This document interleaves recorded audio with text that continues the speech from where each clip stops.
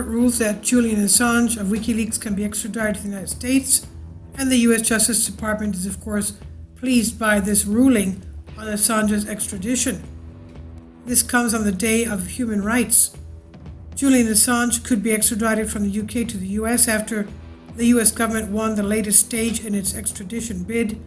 The UK High Court granted the US government's appeal over the refusal to extradite the WikiLeaks co-founder, opening the door for his eventual trial on American soil on espionage charges.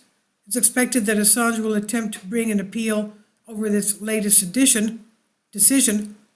RT reports in January, a district court denied the U.S. extradition request, citing the vulnerable mental state of the publisher and the possibility that he would take his own life if subjected to brutal prison conditions in the United States. The court's ruling is not final since it can be appealed. Assange's fiancée, Stella Morris, called the decision a grave miscarriage of justice.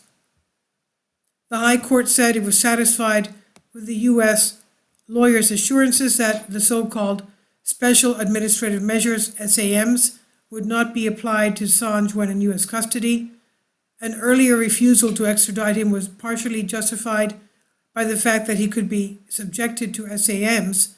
The U.S. team argued during appeal hearings that if the American side knew it was an issue, they would have offered assurances to the contrary during the original process. SAMs are special restrictions that the U.S. prison system may order for inmates deemed to be dangerous. They include isolation from other prisoners at a maximum security facility.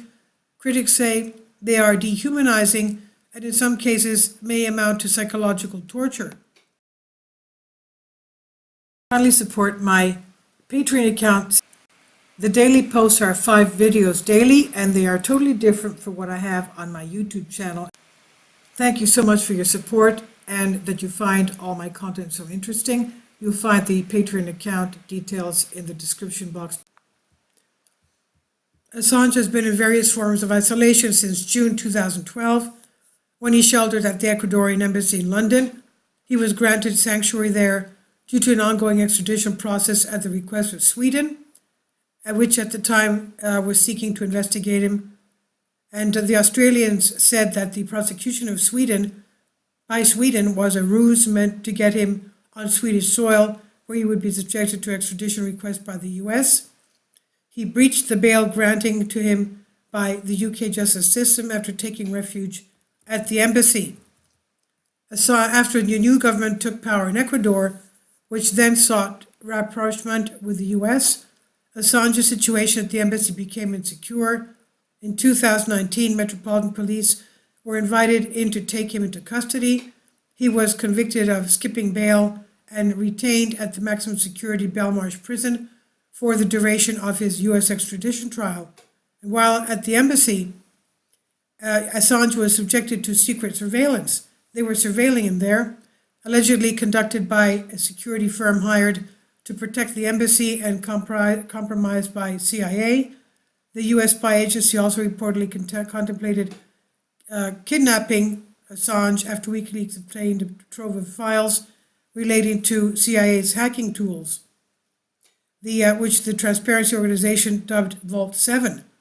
The U.S. charged Assange with a number of crimes relating to his communications with whistleblowers, most importantly Chelsea Manning, who leaked WikiLeaks classified material about U.S. wars in Afghanistan and Iraq, and he faces up to 175 years in prison if he's convicted.